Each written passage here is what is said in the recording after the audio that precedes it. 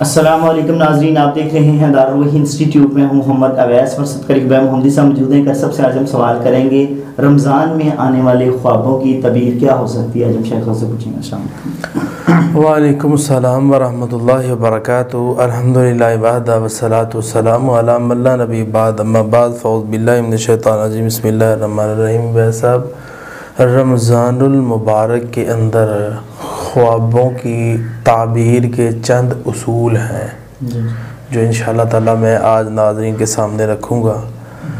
اگر بندے کو روحانی خواب آئیں، جیسے خواب کے اندر قرآن مجید نظر آتا ہے تو اللہ تعالیٰ گھر کے اندر برکتوں کا نزول فرمائے گا۔ اسی طرح خواب کے اندر انسان دیکھے اپنے آپ کو کہ میں نے روزہ رکھا ہوا ہے، خود کو روزہ رکھے ہوئے دیکھنا نیکی میں ترقی کی طرف اشارہ ہے کہ اللہ اس کو مزید اور نیک کر دے گا۔ اسی طرح خواب کے اندر انسان سفید لباس دیکھتا ہے تو اس کی تعبیر ہوتی ہے کہ اللہ کی رحمت اس بندے پر ہوگی۔ اسی طرح رمضان میں خوابوں کی تعبیروں کے کچھ اور بھی اصول ہیں۔ اس طرح برے خواب آنا، سیاہ اور یا خوفناک خواب دیکھنا، تو اس کے اندر یہ ہے کہ اس کی کیٹاگری یہ ہے کہ اندھیرا بندہ دیکھتا ہے خواب کے اندر۔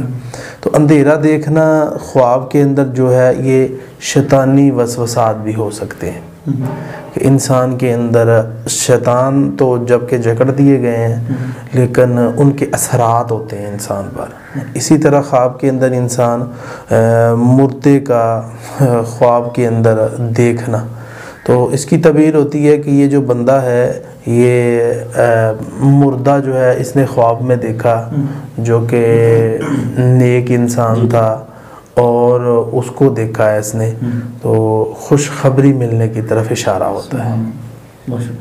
بہترین صدقہ جاریہ حاصل کرنے کے لیے اس ویڈیو کو لائک کریں، شیئر کریں اور کامنٹ کریں۔